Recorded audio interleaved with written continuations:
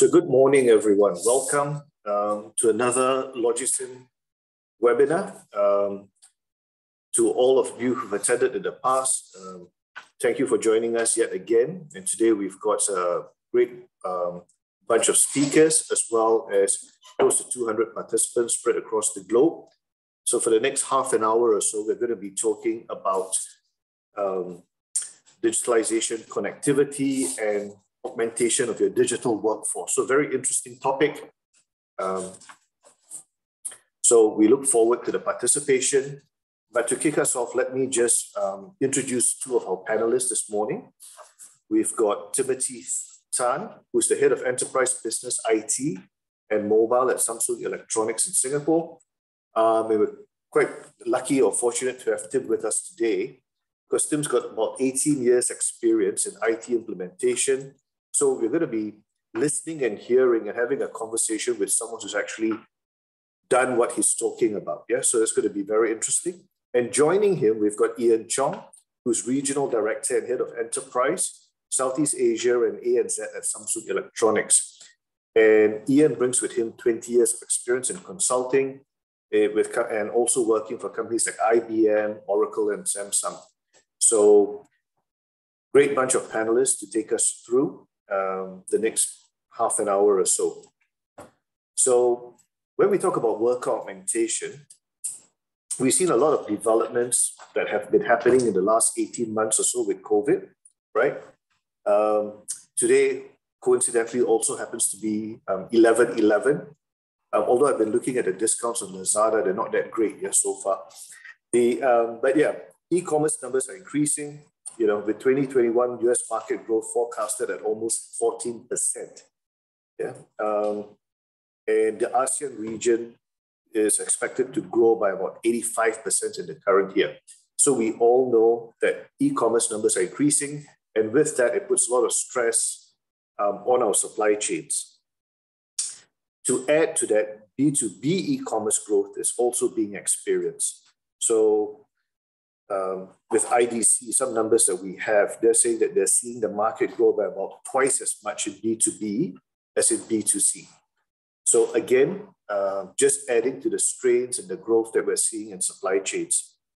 So, and not just supply chains, but in manufacturing output, logistics handling, and productivity of workers in the last mile. So what we want to be talking about for the next few minutes is how can digitalization help us augment the logistics workforce? And to kick us off, I'm going to open this question to kick us off to the panelists about what do we mean by work augmentation? Tim? So thanks, Sorry, Ian. Raymond. Probably I'll take this question up. And I think interestingly, yesterday I was adding to cart a couple of things as well. So, 11/11, I'm sure a lot of you are probably doing the same thing right now.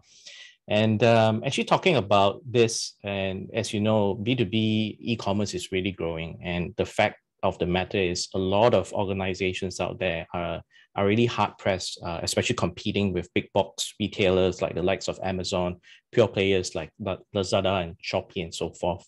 So given the kind of pressures, with the current situation as well, worker augmentation is very important because that actually helps by leveraging technology for us to be able to enhance the productivity as well as time savings related to that. But also at the same time, this actually helps to enhance the information that flows through each and every worker within the, for example, the warehouse all the way to last mile delivery as well, right? So by doing that, this allows every single point of contact or every touch point within that organization to have access to the right information at the right time. And talking about information, I think what is very important is really you need to have a very comprehensive strategy around how you're doing your worker augmentation, because you need a very comprehensive way of managing the entire workflow. And that requires both hardware and software as well. And we mentioned about information earlier. I think what's very important is also security. I think if you look at security with Samsung Knox, this actually helps with the mobile first management.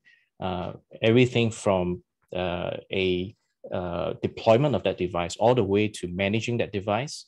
That is very important because we believe that security, first and foremost, needs to be in place to ensure the data is also protected. At the same time, the workers, even if they lose their devices, that information still remains intact as well. Right, great. So, great introduction, great opening, Ian.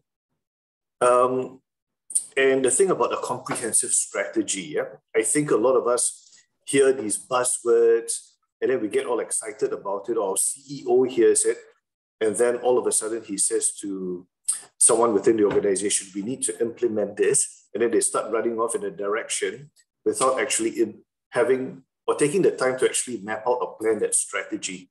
So I think that's a very, very good point you bring up. And the second thing around security, right? If a worker loses his device or your device gets hacked. So a lot of us don't really think about that, but you bring up two very good points. So when we talk about the focus for digitalization and improving productivity of workers, right? Where has Samsung seen a role for work augmentation? And what specific strategies in place for work automation and augmentation? Can you share with us some of those? I think before we get into that, I think one very important thing that we need to lay forth is really about the word digitalization. And I think that is a very important key phrase as well, because digitalization is far more than just work augmentation, right? It's really about how we can leverage everything within the organization, right from the logistics on the back end all the way to the entire supply chain. And the reduction of manual processes is very important. And what digitalization can do is actually help to address some of these core business requirements. So that needs to be in place first, right? Now, what we've seen as a holistic digitalization approach is really looking at how we can lower TCO, one of it. And we actually did a commission study with TRA, the research agency. And what we found is that if you leverage ruggedized devices, that actually leads to about 25% lower TCO compared to consumer devices. And on top of that, there are various kind of benefits as well. For example, we talk about productivity, we talk about how we can improve overall sales, but at the same time, I think it frees up capital as well, because once you have more visibility of the forecast, because everything from manual, we've moved on to digitalization, right? You'll be able to access more information. And with that, it actually improves the operational processes as well. So I think these are some examples, and maybe Tim, you want to probably share some examples of maybe in Singapore, what are some customers are doing in terms of work augmentation and digitalization as well. Yeah, interesting that you said that, Ian, because I was just thinking of one of the cases and the projects I've been involved in, SETS. Basically, some of you know this company. It is a forward logistics player, specialized in food solutions as well as gateway services. So we actually did a very interesting project with them, which was kind of first in the world, where we utilize wearables, particularly our Galaxy Watch. And if you see here, these are not staged, but real life on the ground users. And basically, we provide them with wearables in order to give them all the information they need relating to schedules, relating to when the plane will arrive, so that they can actually perform their jobs. But the form factor allows them to do it with both hands. That means basically both hands are free. They are doing things like baggage. They're doing things like basically filling the aircraft with water and clearing all of the sewage.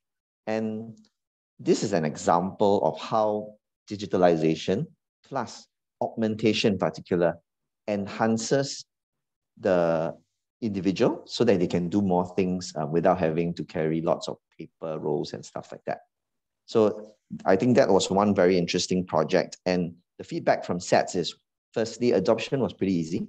The people on the ground felt that they were doing something really next generation space age. So adoption, in fact, acceptance was almost like 90+%, which is completely unheard of. And then secondly, there was actually a marked improvement in productivity because everybody wants to jump on it. Basically, they actually achieve something like 40% savings in terms of movement. So I think that's one good use case of augmentation. Yeah, do you have some other just things? to add to that. Yeah, actually, just to add to that, regarding SAT, so it's quite interesting. I actually been there as well, and in order to get to the air side, you need to first go through a safety protocol as well, and you go through a certification. So security was actually one of the main reasons they were looking at this, because like what Tim said, they needed two hands to work. Number two is that they use their walkie-talkie, and that actually prohibits them from doing other things. So they converted that to a headset so that their hands are free. Yes. And the third thing was actually they have like they actually print out a roll of paper to tell them which gate to go to perform the task that they need. And what they've done was remove that, and everything was done on a smartwatch. So that actually streamlines the efficiency. And talking about streamlining efficiency, I wanted to give you another example. And I think earlier I alluded to the fact that it really comes down from a need perspective. And one of a good example is actually Walmart. So Walmart just recently, they actually deployed our rugged devices. 740,000 devices were actually rolled out, right, to their staff. And this is so that they can actually leverage these devices for both work and home, and as well as at home as well. So they gave each and every single associate a device. And the reason behind that was basically it was very simple. They wanted to be able to be more effective to combat against the big box retailers. Now, and you look at traditional Walmart, they were not designed to be like the Lazadas of the world or Amazons of the world, but they have one of the largest workforce in the world, right? In fact, the largest. So by equipping every single one of their store associates with a device, now they have basically augmented the way they are working to be able to provide information to them. And the other thing it does is also clock in and clock out. Everything is done on the device. They actually calculate the amount of steps that were taken, right, to do the punch in and punch out. The time savings of that was also equated to the entire solution.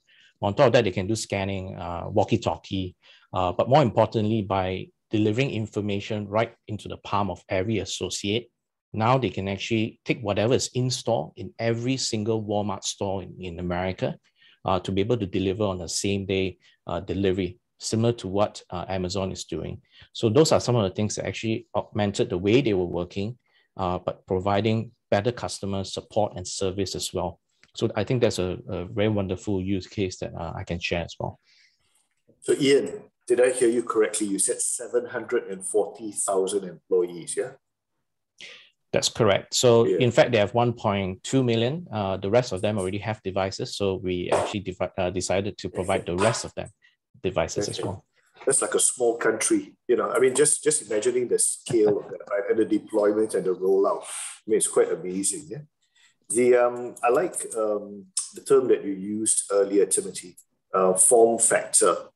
And you touched on it a bit, but, even having this sort of cutting edge devices available to your workforce, I think this helps with staff retention as well, right? Because we all like to be working for that sexy new age company that's providing me with the best tools and equipment. So that's something else to think about, when we talk about our strategy rolling out digitalization initiatives. So I think you've set the stage quite well, gentlemen, about talking about work augmentation, giving us a couple of examples, right, with SATs and with Walmart. So maybe we can now go down a bit to talk a bit about what role does digitalization and devices play. So talk about the stuff that Samsung has and how this is useful in actual day work scenarios. Yeah, maybe I'll take that question. So I think what's interesting that we are seeing now moving as industry moves and basically as the whole world moves is the concept that everything is going mobility first. So the idea we have is mobile first.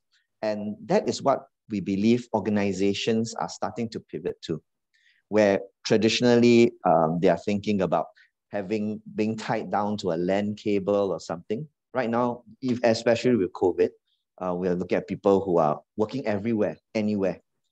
And this is only available through mobile devices, as well as, of course, the relevant cellular connectivity. So from in Samsung, we call this mobile first technology. But alongside this, and some of the logistics players have been using mobile devices all along, purpose-built, pretty big devices. But what we're seeing also is this new generation of people joining the workforce, they are naturally mobile first. So the first device they probably use may not be the notebook. It's probably the mobile phone. So that is a form factor which now they will be expecting to use when they go into the workforce. So the idea behind mobile first is, first, we give them a device that makes sense to them. Secondly, and that is actually the key part of our strategy, is the idea of convergence. The idea that you do not need a purpose-built device for every single task the logistics, basically your basically endpoint worker requires. He can actually utilize the same device to do multiple things. So for example, some common activities which are done by, let's say, the typical delivery man. He, as part of his role, he picks the devices, he scans the devices in and out prior to delivery. That's the barcode reader. Then he communicates with others, with his control through a push-to-talk walkie-talkie. And the newer kind of logistics, or at least the more advanced companies, are now implementing things like sign on glass for proof of delivery. And later on, as we move forward, when artificial intelligence comes in, we get routing, smart routing, we get GPS. All of these typically have different devices in the past. But do you know what? You can actually all combine it all together into a single form factor, one device, a ruggedized mobile phone. And that's why we see a lot of potential for becoming more productive in the industry, where, because such devices are available, like our Xcover series, for example. So the users get an interface they're familiar with, which is very similar to their current consumer mobile phones, yet in a package designed for the industry. So now we are looking at convergence. We are looking at being able to do barcode scanning, push to talk, sign on glass, all with one device. So basically, we did our survey, and 68% of APAC businesses actually agreed having this converged mobile device makes sense, both from a productivity standpoint and also a cost-saving standpoint. Because imagine you have 4 devices now, one, probably may not even be at a higher cost than any one of those devices you are replacing. Not to mention all the other things like the support, the maintenance, so on and so forth. And as a whole, it does just make a lot of sense going into digitalization with single device. An example was actually Hermes in UK. They actually have also taken this step to merge all of these devices into one, where they utilize our AI scanning technology to do picking and packing, as well as doing proof of delivery signature on the device. And what we are seeing now is many companies are starting to take this leap to move this direction, because the devices that are now available have all the not bells and whistles, but the standard requirements for logistics: all weather protection, drop protection, temperature, vibration, shock, basically military grade type of specifications. Thanks, Tim. That's actually quite brilliant. Yeah. Just imagine you go back like 5-6 years, or even in some places today, you've got your delivery driver, especially from one of the larger network couriers, right? They turn up with this big device with a strap. And then in the warehouse, you've got a barcode scanner, or you have to bring a separate device. So you have everything in one. And then you've got, it's all on your mobile phone, right? So it's something that we all relate to, right? So that's quite cool. So now you've got... Actually, just to add to that, Ramon, I think, mobile convergence is not something new, right? You right. As a mobile device user, 10 years ago, your maps was like probably a telephone book, right? As thick as a telephone book. Your alarm clock was different. You have your TV and your radio. Now everything is all converged into a single device. So we are all very used to that. In fact, one of the key things is about retraining new people. Given the current situation, I think having a form factor that is similar and that they are familiar with, that actually helps as well. Yeah, no, exactly. So yeah, great point. So now you've got us all excited. You've given us some examples with Walmart, Saks, Hermes. So these are all names that we recognize and we know, right? So we're excited about it. So how can customers expect vendors to help them with this digitalization?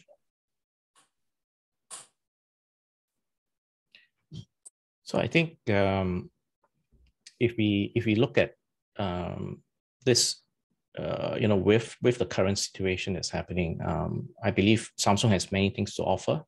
Definitely in terms of the way that at this point in time, if you look at mobile, it is front and center for not just as a consumer, but for every organization. I think probably someone is knocking on my door very soon after my 11/11 from Ninja Van, and they are holding a device to confirm the order as well, right?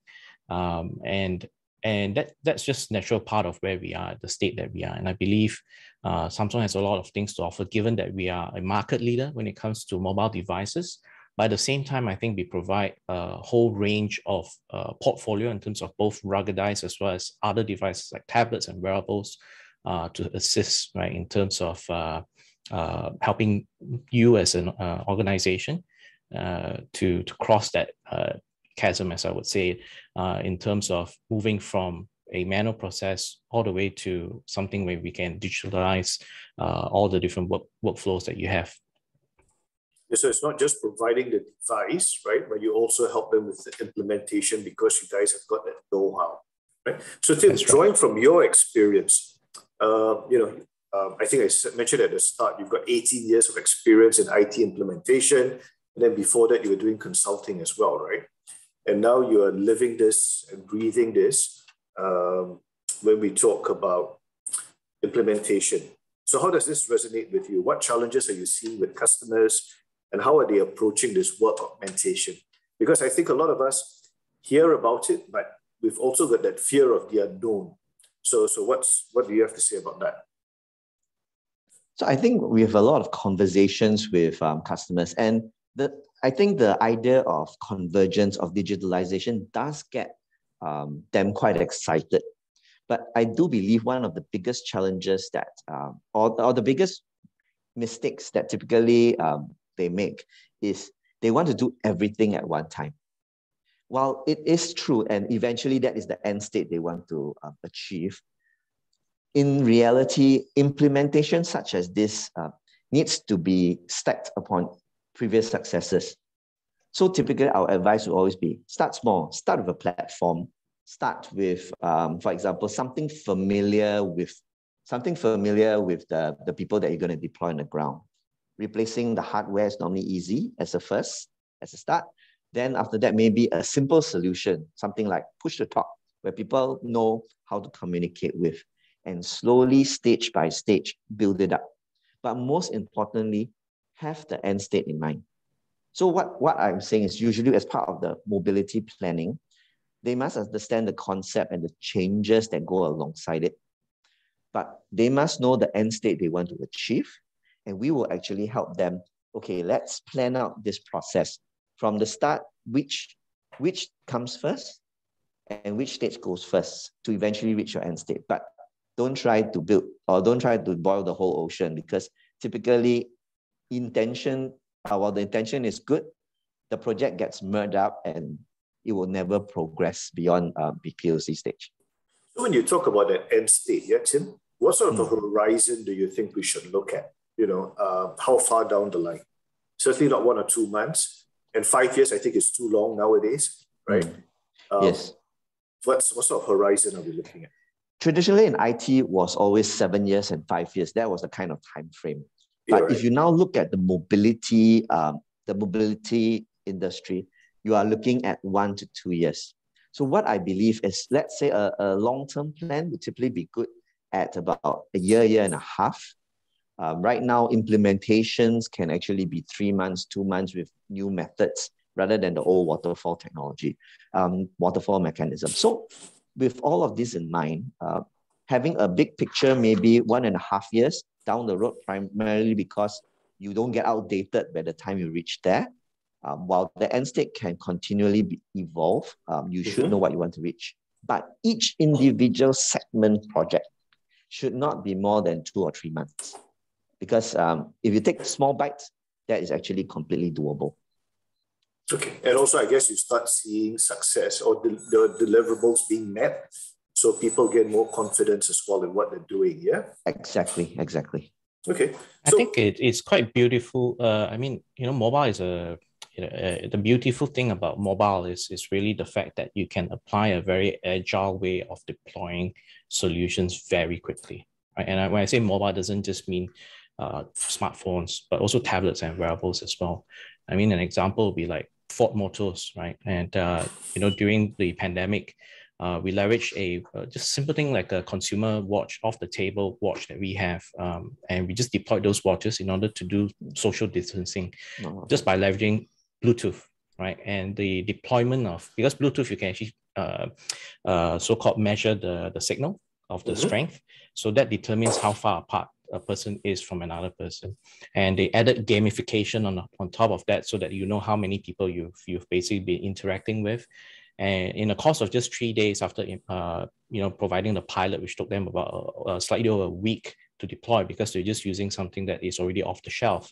By determining the distance, they let people know, right? They also did a gamification on top of that. So everybody actually knows how many people they've been interacting with. And within 3 days, the interaction actually reduced by 50%. So because everyone is conscious that I shouldn't be talking so much with different people. So these are very simple things where I think we can do a lot more. And probably one thing I just want to highlight, besides in challenges especially, and I do want to highlight this point, is also about cultural changes. Because I think besides getting the leaders to buy in to the idea, also the workers also need to buy into the idea as well. So I think there's a lot of alignment that needs to be in place, but from a cultural perspective, we need to make sure that organizational culture needs to change. So it can be an enabler, but it also can be a barrier. So I think bear that in mind, because a device or tool, a mobile device, is end of the day, it's hardware, it's a tool. But if you know how to use it and leverage properly, this can reap a lot more benefits as well. Okay, so and I guess with mobility as well, the flexibility also allows you what they call it fail fast. Yeah. So if you find that something's not working, you can pivot and change, and you can adjust accordingly as well. Right. So we want to implement this, we want to be successful. So looking at it from a logistics and supply chain solutions, moving to the cloud, digitalization of processes, opportunity for voice, etc. And of course, we have, now with COVID-19, health and safety of employees is even more important.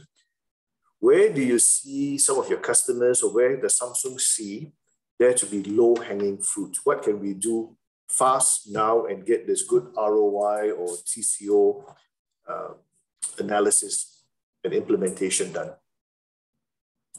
Okay, maybe I'll take that question quickly. And primarily, we see that the lowest hanging fruits is to use the mobile device as it was designed, communication. So push to talk, cloud-based push to talk, things like even just the simple calling, centralized chat groups. That is actually the first thing we see that can be great improvements. You will automatically replace the walkie-talkie sets. You will automatically replace any kind of notebooks that they have in vehicles, etc. The other area which is I think also quite important is availability of data, route data, delivery data, being able to optimize the vehicle, basically the loads on the fly. And it becomes possible, and the key word here is real time or almost real time. And with now cloud technology and such like that, these become quite accessible, even down to the simplest logistic players. So low-hanging fruits, I think there's a lot of availability of such solutions on the cloud. You put it on just a solid mobile platform, you're good to go. So I think that is a good starting point for mobile first implementation. Right, no, great. So we've set the framework, we've talked about it quite at length, and we're now talking about implementation. So just with any implementation, you always have to put that business case forward, right? And in this case, business case for worker augmentation. So what are the areas that a company should focus on, and how is it typically received? So what challenges, or experience have you had? Because Samsung's the vendor, you're proposing something to a customer, but there's got to be that logistics manager or that VP of supply chain who has to implement this. So how do they overcome the challenges? What do they do, et cetera, et cetera? Maybe you can guide us a bit on that. Okay, so maybe let's, I got a slide here. We can pull out the slide and we can take a look from there. So primarily, while the slide's being pulled up, typically with the customer will need to recognize, again, his goals. So usually as a start, how Samsung assists is we have a talk with you. We want to find out, do a consultant view. What do we want out of this project? What kind of savings you want out of this project? And that's typically the consultancy phase. But what we actually help more with them is we help them see the blind sides. We help them see that, hey, look, it is not a case of just buying a mobile phone and putting a software on it and that's you're good to go. But we do help them and hold their hand along the way to say, look, this is a whole life cycle we are looking at. This is a potential 4 years commitment, but don't be worried. We've actually been able to segment it out along the way, such that at the stage of design, we are with you to break down your huge project into the little bits. And then from there, how do we scale these up step by step, introducing different technologies? And then later on to consider deployment. How do I roll out? Like you said, Walmart has 740,000 devices. In a normal case, you would take 100 years to roll it out. It may not even be successful. So how do we do it for your fleet? What kind of deployment? And you don't have to do it yourself. And after you are done, then comes operations, which is usually the most painful. Security concerns. You have your failure concerns, your uptime, because for logistics, it is always on. Whatever solution that goes in place must also be always on. So the type of support you need and all that. So with this framework, typically, and finally it's up. So basically this particular framework, we actually take you through the whole process from design, pre-deployment, deployment, to the whole support phase, that whole 4 years, and finally to the refresh, the disposal and refresh, to make sure that the data that lives on the device is completely wiped out. So while mobility is new to a lot of companies, it need not be a very complicated process. And how we help is we take you through a framework that recognizes this whole process step by step on the way. And what you need is basically to decide what is your end state, and we will help move you to the end state. The slogan here should almost be, you'll never walk alone. Yeah. Yes, when mobility is concerned. And yes. Brilliant. Thanks a lot. So what advice do you have? Yeah, just in the interest of time, we've got time for one more question. So to wrap us up, what advice do you have for technology buyers that are looking to augment their workforce with digital technology? What's the takeaway for everyone that's here today? Yeah, probably I can start, and probably Tim, you want to add on. I think we spoke actually at length along the way, but one very important thing is really actually have a clear goal in mind and lay the groundwork early.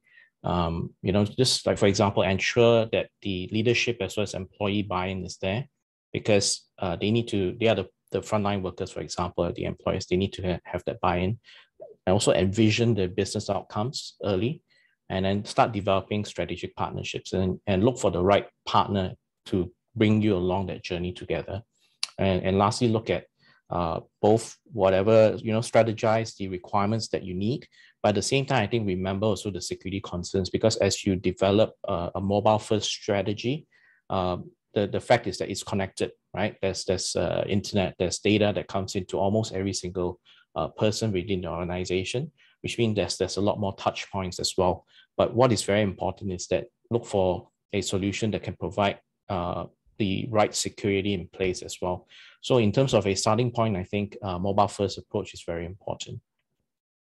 All right, thanks, Ian. Mobile first approach, yeah, I like that. You guys come up with all these very nice phrases. What about yourself, Tim? So I agree with Ian. I think having all of this in mind is important. However, I want to give a caution with regards to mobile first. I would say use the hype to sell your idea internally, but do not base or build your use case on just the hype alone. You must know what you want to implement and the reason why you're going it, because hype changes all the time. But if you know what you are going to do, the hype will help you get the project started. I think also critical is choose the correct platform. In a mobile first approach, while you are building everything up incrementally, the foundation, which is likely the platform with security and again, all the other factors in mind, must be the correct one. So choose wisely for the platform. The journey thereafter will be a lot simpler. A lot of projects usually fail, and unfortunately, the initial pick is always the cheapest platform. But always remember, the foundation is the most important because everything you built on it. Many of our customers come back to us mainly because while they chose a cheapest platform, they could not grow on it. And then back to square one again. So yeah, those will be the considerations I would think. Okay, so also spend some time coming up with it, what you said earlier, coming up with your strategy, yeah? And then keep that horizon maybe a year and a half, 2 years, because technology also is evolving, yeah? The business landscape is changing as well. Now with COVID-19, I think we've really learned that in the last year and a half.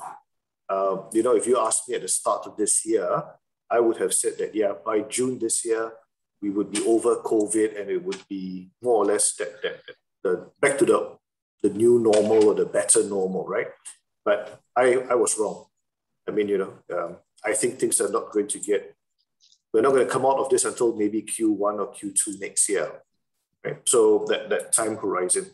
So great talking to you, gentlemen, Tim and Ian. Thanks for taking the time today. We have Samsung also taking part in ITAP Logisim Cargo now in a couple of weeks. So we look forward to that conversation, especially since it's going to be, for me, the first time in almost 2 years going to an actual live conference and interacting with people. So we're expecting about 4,500 to 5,000 people over 3 days. So I look forward, I think both you gentlemen are going to be there. So I look forward to finally meeting you face to face as well. Yes, yeah? Yes, definitely. So to all the participants, thank you very much. We have a survey questionnaire, right? That's going to go out to everyone as we do for every webinar. We will send it to you.